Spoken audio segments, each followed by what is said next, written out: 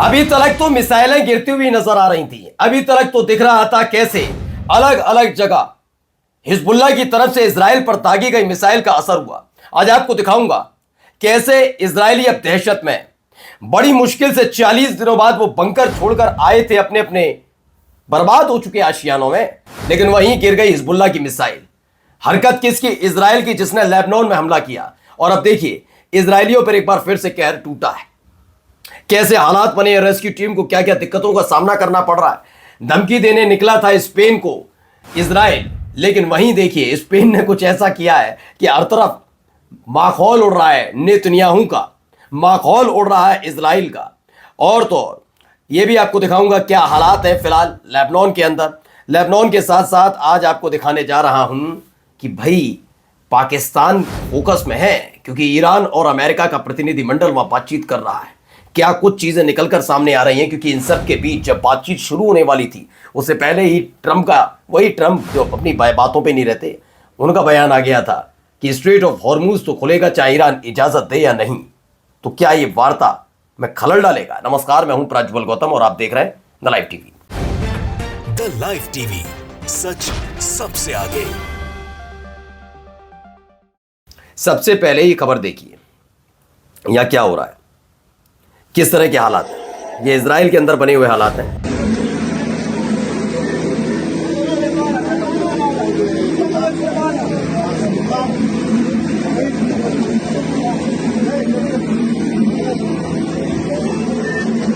तो किरियात शमौना में बड़ा हमला हिजबुल्लाह ने स्ट्राइक की, जिसके बाद कई इजरायली इस बिल्डिंग में के जो मलबा है उसके नीचे दबे हुए हैं, उन्हें निकालने की कोशिश लगातार की जा रही है, ऐसा दावा है।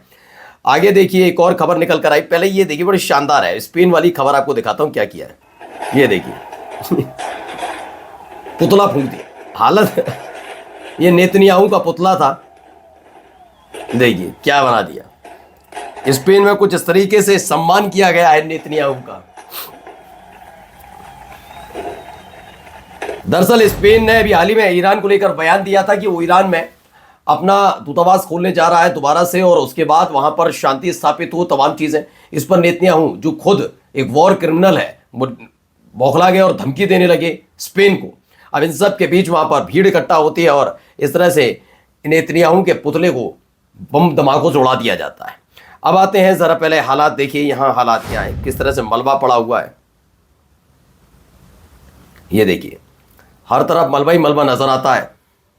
ये दक्षिणी लेबनान में जहां पर हमला हुआ था इजराइल की तरफ से, वहां से निकली तस्वीरें, कैसे एक एक करके मिसाइलों से निशाना बनाया गया था इस इलाके को। मलबा देखिए, हर तरफ मलबा पड़ा हुआ है। तो ये फुटेज निकलकर सामने आई दक्षिणी लेबनान से, अल शबाबिया है। It was hit hard in the wave of Israel strike 2 days ago। 2 दिन पहले इस तरह से ये हमला किया गया था, उसकी तस्वीर है। ये भी देखिए, ये दावा है इजराइल लगातार लेबनान में हमले कर रहा है। ये एक के बाद एक तस्वीर है। इजराइल ने जो हमला किया उसका जवाब तो फिलहाल हिजबुल्लाह की तरफ से दिया जा रहा है, लेकिन ये तस्वीरें भी निकल कर आई कि कैसे लेबनान पर अटैक हुआ और उसके बाद भी अटैक जारी है। अब आइए खबर क्या है। एक प्लेन पहुंचा है, और जो प्लेन पहुंचा है उसे लेकर है कि भारतीय समय के मुताबिक 11 बजे सुबह अमेरिकी उपराष्ट्रपति जेडी वेंस का जहाज इस्लामाबाद लैंड करेगा। ईरानी प्रतिनिधिमंडल आज तड़के इस्लामाबाद पहुंच चुका है। दोपहर के बाद वार्ता शुरू होने के आसार हैं। जेडी वेंस इसकी अगुवाई कर रहे हैं। दूसरी तरफ ट्रंप जो है वो धमकी अभी भी दे रहे हैं ईरान को कि मैं ये कर दूंगा, मैं वो कर दूंगा, तमाम चीजें कर रहे हैं। अब इसका असर क्या पड़ेगा, या फिर उनके ही देश में जो कहा जा रहा था थोड़े दिन पहले कि आदमी पागल हो गया, पागल हो गया, या अमेरिकन सांसद कह रहे थे, तो क्या पागल तो नहीं करार दे दिया गया है। वहीं स्पेन के प्रधानमंत्रियों को सुनिए। Una Europa que sea firme en la defensa del derecho internacional y de un orden global basado en reglas. No podemos quedarnos solamente con, en fin, el lamento, la frustración. En fin, basta con mirar a Gaza para ver cuáles son las... तो Spanish PM है, उन्होंने कहा कि हम Lebanon को नया गजा नहीं बनने देंगे। जो यूरोप है वो इस पर पूरी तरीके से अड़े गए कि हम नया गजा तो बनने नहीं देंगे लेबनान को, जिस तरह से हमले कर रहा है इजराइल। उसमें कह दिया पूरी दुनिया का सपोर्ट है। That's why yesterday I propose that we must suspend the association agreement with Israel. इसीलिए मैंने इसराइल के साथ किसी भी तरह के सहयोगिक जो हमारे साझेदारी या डील है उसे खत्म करने की बात की है। ये इस पर अडिग नजर आते हैं। एक और खबर देखिए जरा, ये मिनाव 116।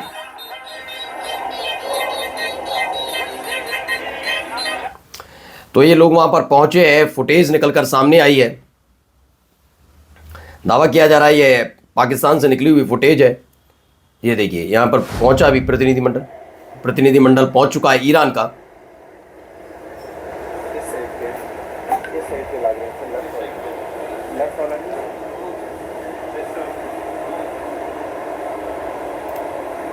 तो अब्बास अराग़ची वहां पर पहुंचे हैं पाकिस्तान, उस वक्त की ये तस्वीर है। फुटेज ऑफ ईरान्स मिनाव 168 delegation team being warmly welcome in Pakistan. Everyone loves doctor Abbas Araghchi, he looks so happy, मतलब खुश नजर आ रहे हैं। कहा जा रहा है मिनाव 168, हमने आपको बताया भी था। दरअसल इस पूरे डेलीगेशन का नाम जो ईरान से आया है उसका नाम मिनाव 168 रखा गया है। मिनाव उस स्कूल का नाम है जिस स्कूल में हमला हुआ था और बच्चों की जान गई थी, 168 बच्चों की जान गई थी, और इसका नाम भी ऐसे ही रखा है मिनाव 168, इसीलिए इस खास तौर पर इसका नाम रखा गया। अब देखिए यहाँ क्या हो रहा है, वही वाली तस्वीर का अगला रूप है।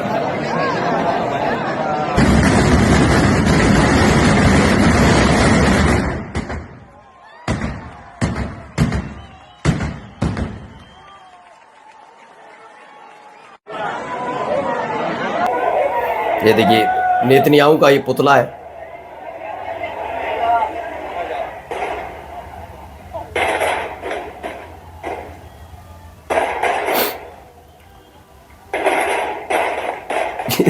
क्या किया है नेतन्याहू के साथ, वो तो थोड़ा सा था, ये नया आया था वीडियो, तो दिखा रहा हूं मैं आपको। स्पेन के मालगा में ग्रामीणों ने इजरायली प्रधानमंत्री नेतन्याहू का पुतला जलाया। स्पेन ने लेबनान पर इजरायली बमबारी की सख्त आलोचना करते हुए अपने रिश्ते तोड़ दिए हैं और उसके बाद इस तरह से पुतला जलाया गया है। अब देखिए ईरान की तरफ से एक है, ईरान हॉर्मुज को आज भी नहीं खोल पा रहा क्योंकि ईरान ने ब्लॉकेड के लिए सी माइंस तो बिछा दी लेकिन उसे समेटने का उपाय मौजूद नहीं है। उसने सी माइंस बिछा दिया। अब उसने कहा कि हम देखेंगे, अभी करेंगे, क्योंकि धीरे धीरे Iran has been unable to open the Strait of Hormuz to more shipping traffic because it cannot locate all the mines it laid in the waterway and lacks the capability to remove them according to US officials। ये America का जो अधिकारी हैं उनका दावा है कि Iran ने बिछा तो दी स्ट्रेट ऑफ हॉर्मुज लेकिन उसे हटाने में नाकाम है। यानी एक तरीके से अभी भी आप समझिए, अगर आप ये सोच रहे हैं कि ईरान ने ये किया और बिना सोचे समझे उसने कर दिया और अमेरिका के ऑफिशियल्स कह रहे हैं, तो अंदाजा लगाइए ये यही काम करते हैं जिससे पूरी दुनिया ईरान के खिलाफ खड़ी हो कि अब तो युद्ध भी समाप्त हो गया, अमेरिका भी साथ आ गया, अब आप क्यों अरे आप जब माइंस हटा नहीं सकते थे तो आपने लगाई क्यों, ईरान तो ऐसा है, ईरान तो वैसा है, फिर अमेरिका के साथ सारे देश खड़े हो जाएंगे, सही कह रहा था अमेरिका, तुम ऐसे, ये करने की कोशिश कर रहे हैं। जबकि स्ट्रेट ऑफ हॉर्मुज को लेकर अब तक कहा नहीं गया। अब आप सोचिए, वो ये कह रहे हैं, ईरान की संसद ने पास किया कि $20 लाख पर शिप की बात कर रहे हैं, तो माइंस के ऊपर तो होके गुजारेंगे नहीं उनको $20 लाख लेकर, है ना। यानी उसको पता है कैसे हटाना है, क्या करना है, उसे सब पता है। लेकिन अमेरिका अब भी छटपटाया हुआ है। अब कतर के जरा हालात देख लिए, कतर के भी अपने हालात हैं। ये आदमी नाचता ही रहता है और दूसरी तरफ खुद के कतर में देखिए इसका रडार सिस्टम डब्बा बना दिया, ढोल बना दिया, ढोल।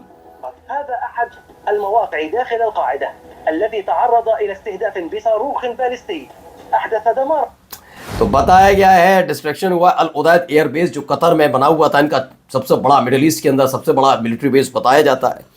इतना ज़बरदस्त है कि हर तरफ सिर्फ तबाही का आलम है। मैंने पहले भी इसकी एक वीडियो दिखाई थी और मैंने कहा था, आपने देखा होगा बड़ी बड़ी आपके यहाँ फैक्ट्रीज होती होंगी या इमारतें होती होंगी, कभी कभी वो 10-10 साल तक खाली हो जाए, फिर वो कबाड़ में हो जाता है, वहाँ जो इंस्ट्रूमेंट रखे थे। वैसे ही कुछ यहाँ पर भी स्थिति अमेरिका की भी बनी हुई है। और ज़रा एक वीडियो बस और देखिए, ये देखिए, बस सायरन बज रहे हैं और कुछ है ही नहीं। The fierce barrage of rockets from Hezbollah pounds northern Palestine।